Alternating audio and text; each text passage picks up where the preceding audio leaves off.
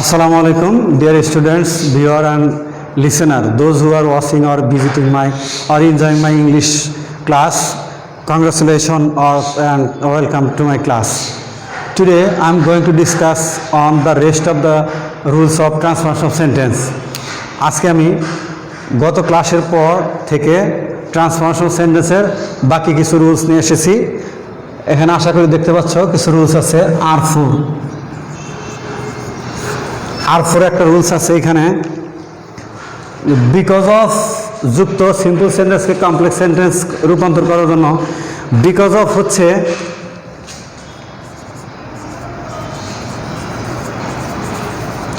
Because of অর্থ হচ্ছে কারণে আর জন্যে, কারণে বা জন্যে এটার অর্থ। বিকজ অফ যুক্ত সিম্পল সেন্টেন্সকে কমপ্লেক্স সেন্টেন্সে রূপান্তর করতে হলে একটা ক্লোজ হবে প্লাস বিকজ অথবা অ্যাজ অথবা সিন্স, তখন আর অফ হবে না, of will be omitted, plus close. এখানে এক্সাম্পল দেওয়া আছে, I could not do it, আমি ইহা করতে পারি নাই, I could not do it because of. এই বিকজ অফ হলো আমার স্ট্রাকচারের এই বিকজ অফ মাই ইলনেস। একটু জিনিস খেয়াল করবা, খুঁটিনাটি বিষয় I am going to discuss. Of এর পরে যদি কোনো প্রোনাউন বসে, প্রোনাউনের পসেসিভ কেস হবে, একটু খেয়াল রাখবা, পসেসিভ কেস, প্রোনাউনের পসেসিভ কেস, এবং সেটা প্রোনাউনের পসেসিভ কেসের পরে সেটা অ্যাডভার্ব হয়ে যাবে। ইল ছিল ইলনেস, সরি সেটা নাউন হয়ে যাবে।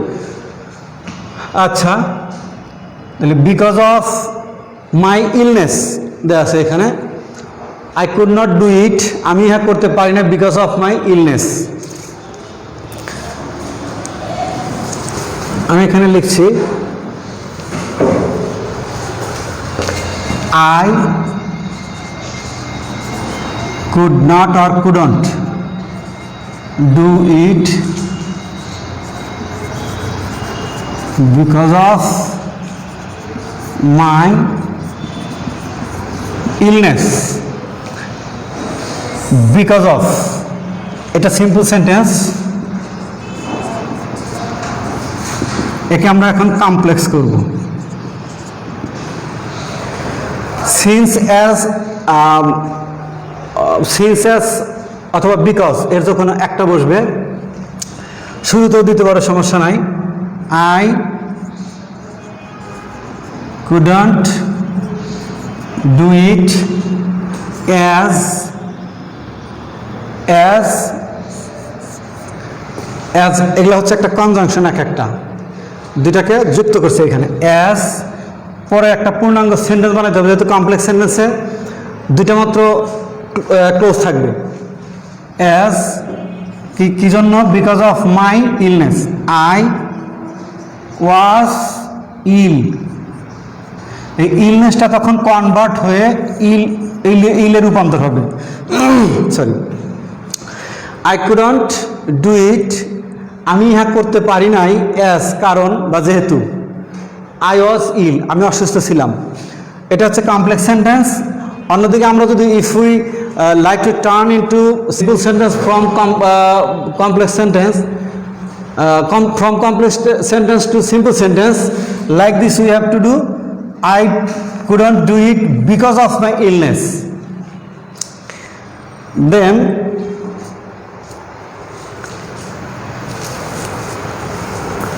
dear students, follow it very carefully.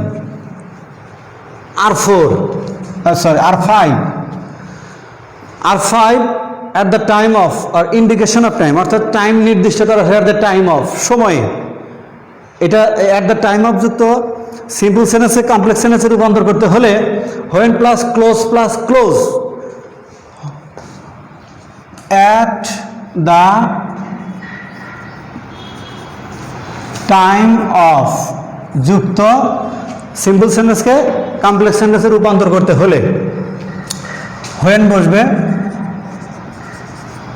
Plus clause plus clause. Phrase আর ক্লোজের মধ্যে সামান্য একটু ডিফারেন্স আছে।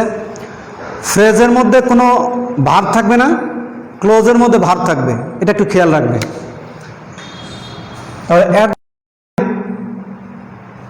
এখানে দেওয়া আছে এক্সাম্পল, আমরা দেখি একটু খেয়াল করি। At the time of my birth, simple,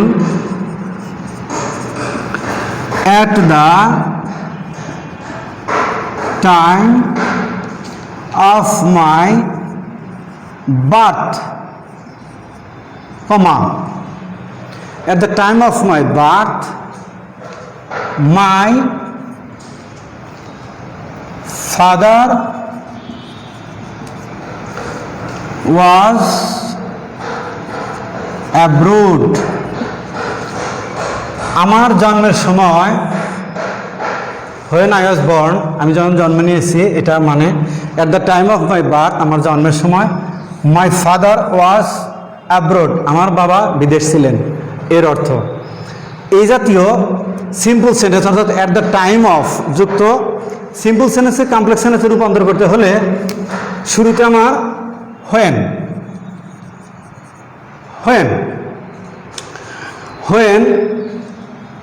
মাইকে আমার এখানে সাবজেক্ট বানাইতে হবে, যেহেতু ওয়াজ এখানে ভার্ব দেওয়া আছে পাস্ট টেন্স।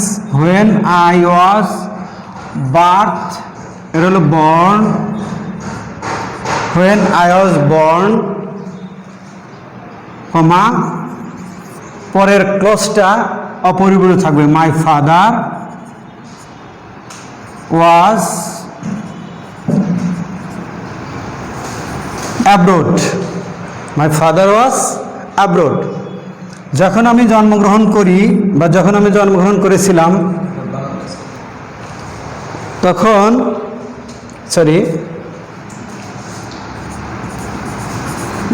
তখন আমার বাবা বিদেশে ছিলেন, এটা হচ্ছে at the time of। Dear learners or students, this structure and examples will be remembered with very carefully. R6, dear students, this is my earnest request to you that if you face any kinds of problem or structure and examples, you have get to write your opinion or your problem or your objection to my inbox or comment box. R6, in spite of or despite, in spite of, in spite of or despite, in spite of অথবা despite যুক্ত simple sense আমি যদি আগের ক্লাসে একটু আলোচনা করেছিলাম, তারপরে একটু তোমাদের একটু রিভিশনের জন্য আমি একটু আবার আলোচনা করি। In spite of or despite যুক্ত সিম্পল সেন্টেন্সকে কমপ্লেক্স সেন্টেন্সে রূপান্তর করতে হলে প্রথমে দ্য অথবা অল দ্য এটা বসাতে হবে শুরুতে, এরপর সাবজেক্ট বসাতে হবে, এরপর আমার মানে ভার্ব প্লাস অবজেক্ট, আবার সাবজেক্ট বসবে পুনরায়, ভার্ব প্লাস অবজেক্ট। এখানে দেখতে পাচ্ছ দো অথবা অল দো প্লাস ক্লোজ, ক্লোজ এই সাবজেক্ট ক্লোজ 1 ক্লোজ 2 ক্লোজ 2 এটা ওকে। In spite of being a good student, comma, he couldn't do well in the exam.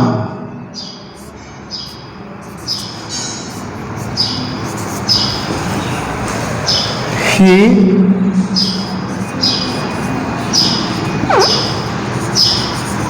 couldn't do well in the exam.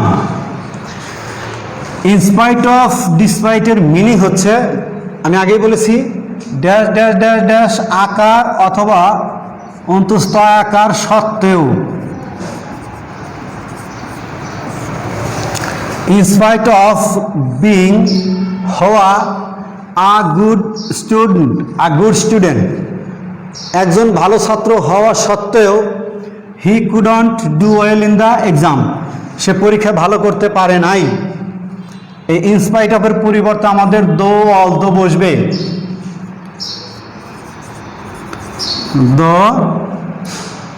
এরপর আমার একটা সেন্টেন্স বানাইতে হবে। সাবজেক্ট হিটাকে আবার subject হিসেবে আনতে হবে পুনরায়।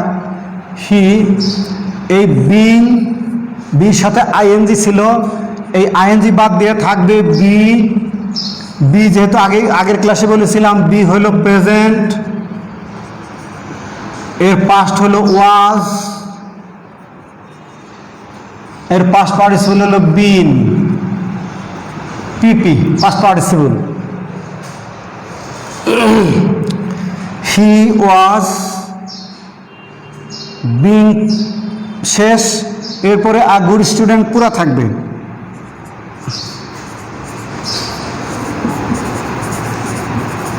গুড স্টুডেন্ট দ্বিতীয় সেন্টেন্সটা মানে পরের ক্লোজটা অপরিবর্তিত অবস্থায় থাকবে। এখানে যদি আমার নাউন থাকতো তাহলে ওটাকে প্রোনাউন করতে হতো, আমার প্রোনাউন আছে আর that's no any sense. He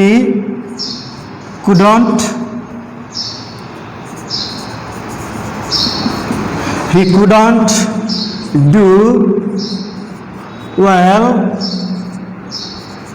in the exam, ভালো ছাত্র হওয়া সত্ত্বেও সে পরীক্ষায় পাস ভালো করতে পারে নাই। এরপর যদি আমি আর একটা সেন্টেন্স লিখি, এখন একটু খেয়াল করো, ইনস্পাইট অফ ডিসপাইটেরই আর একটা সেন্টেন্স বা আর একটা এক্সাম্পল আমি লিখি ডিসপাইট দিয়া। Despite being sick,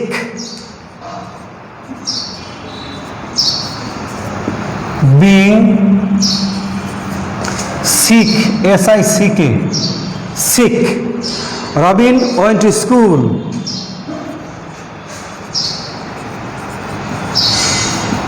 went to school। বিভিন্ন জায়গায় বিভিন্ন গ্রামারে বিভিন্ন পত্রপত্রিকায় কথিত আছে ইনস্পাইট অফ যুক্ত ক্লোজের পরের ক্লোজটা নেগেটিভ থাকে আর ডিসপাইট যুক্ত ক্লোজের পরের ক্লোজটা অ্যাফার্মেটিভ থাকে।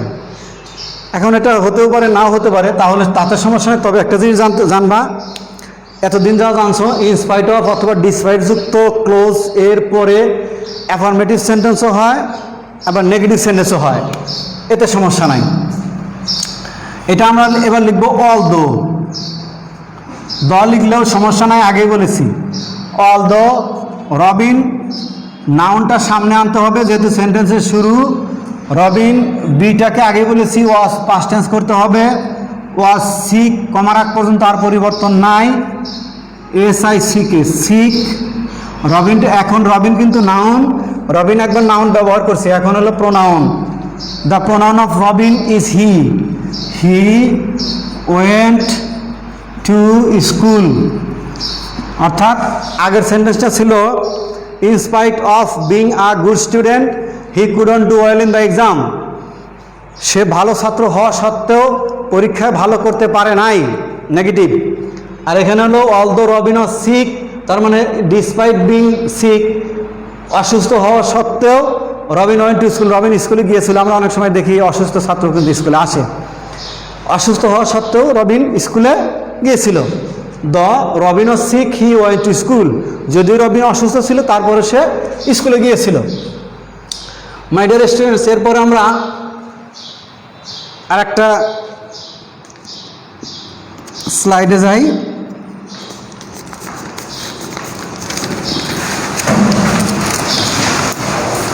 আটা একটু বেশি হয়ে গেছে, সরি দেন, আপনি দেন, ভালো কষ্ট করে বলতে হয় না।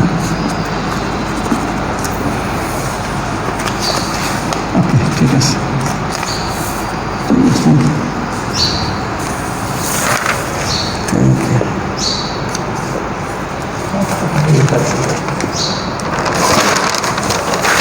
Sorry sorry,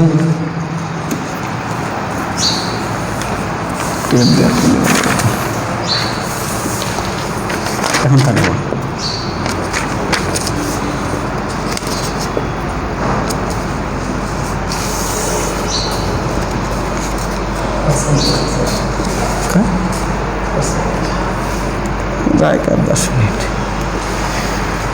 Okay, dear learners, follow it. R7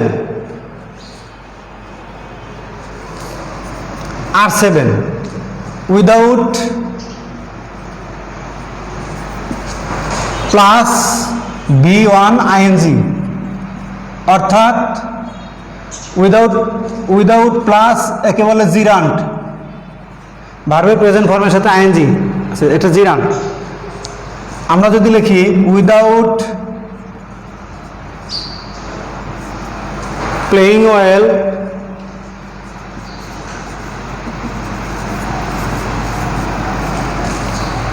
we cannot win, we can't win। আমরা এটা হচ্ছে ছাড়া, উইদাউট হলো ছাড়া, তার মানে ভালো খেলা ছাড়া আমরা জয়লাভ করতে পারবো না বা পারি না। তাহলে ইফ কন্ডিশনাল সেন্টেন্স আসতে হবে, ইফ উই সাবজেক্ট, কান্ট যেহেতু আছে, ইফ উই ডোন্ট, প্লেইংকে প্লে করতে হবে, প্লে ওয়েল। যদি আমরা ভালো না খেলি, we can't win. There's no any sense after the closing of without, after the closing of without there's no any sense, the last close. সময় স্বল্পতার কারণে হয়তো এক্সাম্পল আরও বেশি দিতে পারছি না, হয়তো তোমরা দেখতে পাচ্ছ। এরপরে এই একই নিয়মে হবে। এটা যদি আগে আনি, we can't win this match unless, unless দিয়ে করা যাবে, এটা একটা সহজ একটা পথ আছে। We can't win this match unless we don't, sorry, we play well. We can't win unless, we, unless means যদি না, উই প্লে ওয়েল, যদি না আমরা ভালো খেলি আমরা জয়লাভ করতে পারবো না।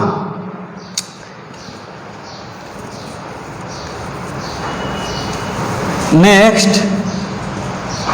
R7, রুল 7, রুল 8,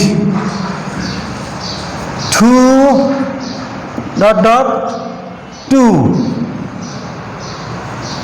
অ্যাডজেক্টিভ, অনেক সময় অ্যাডভার্ব থাকে, এতে সমস্যা নাই। এতই ড্যাশ যে ড্যাশ, অনেক সময় নাও থাকতে পারে, না।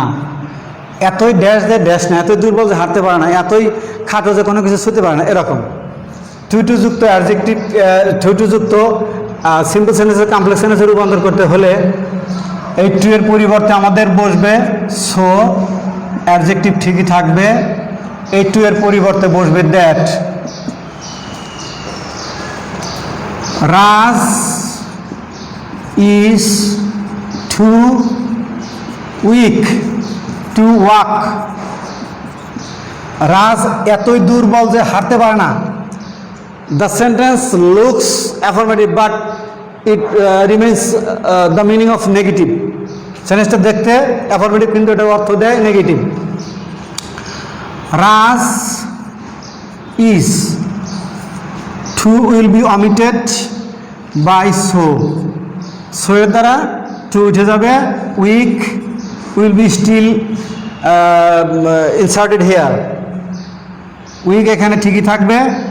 দ্যাট, দ্যাটের পরে প্রথম সাবজেক্ট পুনরায় বসবে। রাজ নাউন, এটা হি হয়ে যাবে প্রোনাউন। ক্যান্ট আর কুডেন্টের যে কোনো একটা, এখানে ইজটা প্রেজেন্ট টেন্স, যার কারণে কান্ট যদি ওয়াজ হইতো তাহলে পাস্ট হইতো, কুডন্ট হইতো। হি can't walk, he can't walk. যদি আমরা আরেকটা সেন্টেন্স দেখি এখানে, দে আর টু স্ট্রং টু লচ, দে আর টু স্ট্রং টু লচ, তারা এত শক্তিশালী যে কোনো কিছুতে হেরে যায় না বা কেউ হারাতে পারে না। তাহলে they are so strong that they can't lose. Okay, my dear students, I think that you have learned something from this lecture, and in the next lecture I will be back with lot of things. Have a nice time. Allah Hafiz.